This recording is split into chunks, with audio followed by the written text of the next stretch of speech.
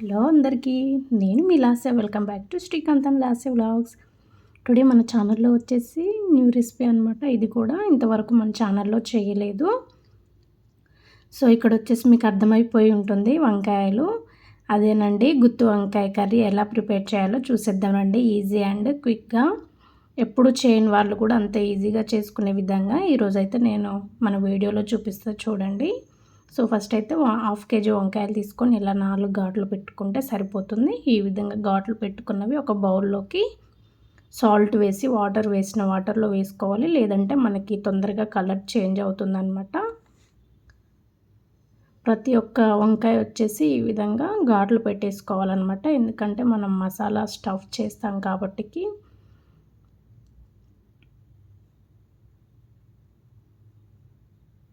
So ఈ curry ఒకసారి మీరు కూడా ప్రిపేర్ చేయండి. చాలా అంటే చాలా టేస్టీగా ఉంటుంది. కొత్తగా ప్రిపేర్ చేసే వాళ్ళకు కూడా చాలా ఈజీ అనిపిస్తుంది. సో ఈ విధంగా అన్ని వంకాయలు ఇలా 4గా ఘాట్లు పెట్టేసుకుంటే సరిపోతుందన్నమాట. ఇక్కడ వచ్చేసి ఫస్ట్ మనం మసాలా ప్రిపేర్ చేసుకుందాం. నేనైతే ఒక బాండిల్ పెట్టేసుకొని అందులోకి 150 grams ఆఫ్ వేరుశనగ గుళ్ళు తీసుకున్నాను. వేరుశనగ గుళ్ళు వేసాక ఇందులోకి మనకి మసాలాకి ధనియాలు వేసుకోవాలన్నమాట. 1 tablespoon ధనియాలు వేసుకొని, నెక్స్ట్ నువ్వులు కూడా వేసుకుంటారు. ఇష్టం ఉన్న వాళ్ళు నువ్వులు కూడా వేసుకోవచ్చు, లేదంటే స్కిప్ చేయొచ్చు. ఇక్కడ వచ్చేసి నేను నువ్వులకు బదులు ఎండు కొబ్బరి తీసుకుంటున్నాను అనమాట. మాకు నువ్వులు అంతగా నచ్చదు కాబట్టి టేస్ట్ ఇక్కడ వచ్చేసి నేను ఎండు కొబ్బరి తీసుకున్నాను.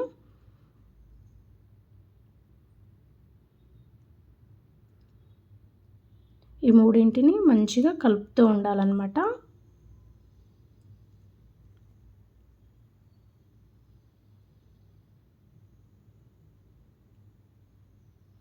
ఇవి మీడియం ఫ్లేమ్లో పెట్టేసి వేయించుకోవాలి. మనకు అలా అయితేనే ఈవెన్గా ఫ్రై అవుతాయి, లేదంటే మనకి మాడిపోయే ఛాన్స్ ఎక్కువగా ఉంటుంది. ఇక్కడ చూడండి, మంచిగా ఫ్రై అయ్యాయి అన్నమాట. ఈ విధంగా ఫ్రై అయితే సరిపోతుంది.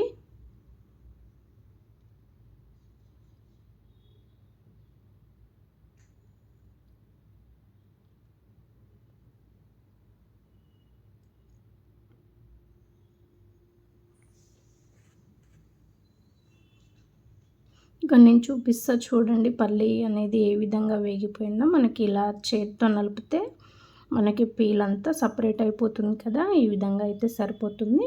సో నేను మసాలా ప్రిపరేషన్ కోసం ఫస్ట్ వేయించుకున్న మసాలాలు ఇందులోకి వేసుకుంటున్నాను అనమాట, మిక్సీ జార్లో. నెక్స్ట్ వచ్చేసి అల్లం ముక్కలు, అలాగే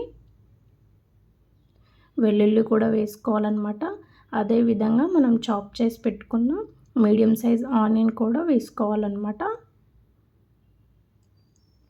మనం ఆనియన్ అనేది ఆయిల్లో ఫ్రై చేయాల్సిన అవసరం లేదు, ఇలా నార్మల్గా వేసుకుంటే సరిపోతుంది. ఇక్కడ వచ్చేసి నేను హోల్ గరం మసాలా కూడా వేసాను, కాకపోతే వీడియో క్లిప్లో మిస్ అయిపోయింది, మీరు కూడా యాడ్ చేసుకోండి. నెక్స్ట్ టేస్ట్కి తగ్గట్టు కారం, అలాగే సాల్ట్ అండ్ టర్మరిక్ పౌడర్ వేసుకొని మంచిగా లిడ్ క్లోజ్ చేసుకొని ఇక్కడ వచ్చేసి మసాలా ప్రిపేర్ చేసుకుందాం. లైట్గా కొంచెం వాటర్ వేసుకుంటే మనకి పేస్ట్ అనేది ఈ విధంగా వస్తుంది. పేస్ట్ థిక్గానే ఉండాలి. సో ఇక్కడ వచ్చేసి మనం ముందుగా సాల్ట్ వాటర్లో మనం వంకాయలు అనేది నానబెట్టాం కదా, ఆ వంకాయల్లో మనం ప్రిపరేషన్ చేసుకున్న మసాలా స్టఫ్ చేయాలన్నమాట. లోపల కిందికి వెళ్ళే విధానంగా స్టఫ్ చేయాలన్నమాట. పూర్తిగా వంకాయ అంతా క్లోజ్ అయ్యేలాగా ఇక్కడ నేను వీడియో క్లిప్లో చూపిస్తున్నా కదా, ఈ విధంగా చేస్తే సరిపోతుంది.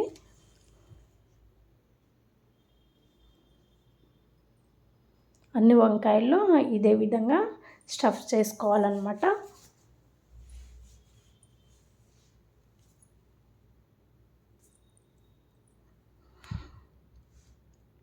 ఇక్కడ చూడండి, నేను స్టఫ్ చేశాక నాకు 2 ప్లేట్స్లో వచ్చాయన్నమాట వంకాయలు. సో ఇక్కడైతే కర్రీ ప్రిపరేషన్ అని చేసుకుందాం రండి. నేనైతే మసాలా ఏది బాండీలో ప్రిపేర్ చేస్తాను, మళ్ళీ అదే బాండీ పెట్టుకొని అందులోకి కర్రీకి తగినంత ఆయిల్ వేసుకోవాలన్నమాట. మనకు ఆయిల్ అనేది హీట్ అవ్వగానే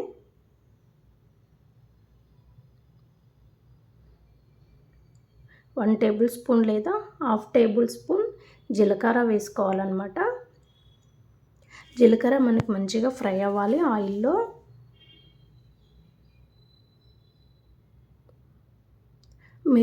నేను చెప్పా కదా ఇందాక హోల్ గరం మసాలా అనేది పేస్ట్లో యూజ్ చేయకుండా నార్మల్గా ఇలా తాలింపులో కూడా వేసుకోవచ్చు అనమాట. నేనైతే ఇందాక పేస్ట్లోనే వేసాను. మనకు వీడియో క్లిప్ అనేది మిస్ అయిపోయింది. మీరు మిస్ అవ్వకుండా మసాలాలు వేసుకోండి. అలాగైతేనే మనకి గుత్తి వంకాయ కర్రీ అనేది టేస్టీగా ఉంటుంది.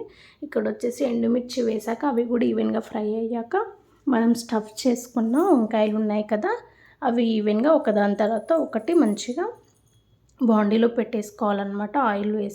ఆయిల్లో మనం ఈ వంకాయలు అనేది ఆయిల్లో వేసాక అస్సలకి కదపకుండా అలాగనే ఉంచేసి లిడ్ క్లోజ్ చేసి పెట్టాలన్నమాట. ఇలా లిడ్ క్లోజ్ చేసి ఒక 5 మినిట్స్ మీడియం ఫ్లేమ్లో లేదా లో ఫ్లేమ్లో వేయించాలి.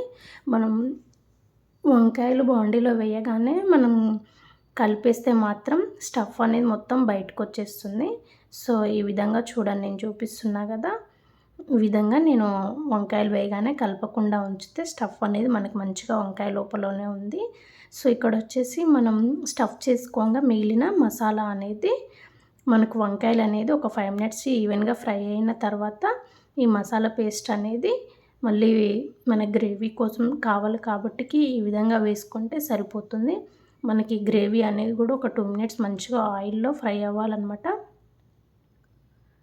ఈ మసాలా అనేది ఫ్రై అయిన తర్వాత లైట్గా కొంచెం వాటర్ వేస్తే మనకి మసాలా అనేది పూర్తిగా వంకాయలకంతా పట్టేస్తుంది అనమాట. ఇలా అయితేనే టేస్ట్ బాగుంటుంది.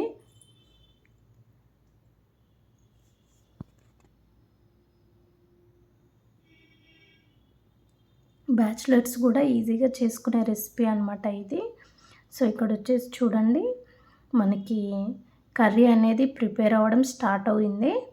ఈ విధంగా మనకు ఆల్మోస్ట్ ఆయిల్ కూడా పైకి వచ్చేసింది అనమాట. కర్రీ ప్రిపేర్ అయ్యి మనకు వంకాయలు కూడా ఆల్మోస్ట్ కుక్ అయిపోయాయి ఆయిల్లో. ఈ విధంగా వస్తే కర్రీ అనేది పర్ఫెక్ట్గా వస్తుంది. మళ్ళీ ఒకసారి ఒక 2 లేదా 3 మినిట్స్ మంచిగా లిడ్ క్లోజ్ చేసి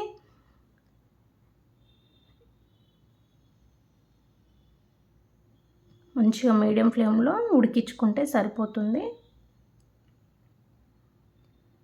చాలా అంటే చాలా టేస్టీగా ఉంటుంది. ఒకసారి మీరు కూడా ట్రై చేయండి. మీకు కూడా ఏ విధంగా వచ్చిందో నా కామెంట్ బాక్స్లో కామెంట్ చేయండి. ఇక్కడ మనకి కర్రీ అనేది పర్ఫెక్ట్గా రెడీ అయిపోయింది. ఇప్పుడు వచ్చేసి లాస్ట్లో టేస్ట్కి తగ్గట్టు కొంచెం కొత్తిమీర తీసుకుందాం. నేనైతే లాస్ట్లో అయితే ఎలాంటి మసాలాలు యూజ్ చేయడం లేదు. ఎందుకంటే ఆల్రెడీ నేను ధనియాలు, లవంగాలు, చెక్క అవన్నీ నేను ఇందాక మసాలా ప్రిపరేషన్లోనే వేసేసాను అనమాట. లాస్ట్లో అయితే ఈ విధంగా కొత్తిమీర వేసుకుంటే సరిపోతుంది. మనకి కర్రీ అనేది పర్ఫెక్ట్గా రెడీ అయిపోయింది. మీరు కూడా ఒకసారి నేను చేసిన విధంగా మసాలా గుత్తి వంకాయ కర్రీ ప్రిపేర్ చేసి ఏ విధంగా వచ్చిందో నాకు కామెంట్ బాక్స్లో కామెంట్ చేయండి. Do follow for more videos.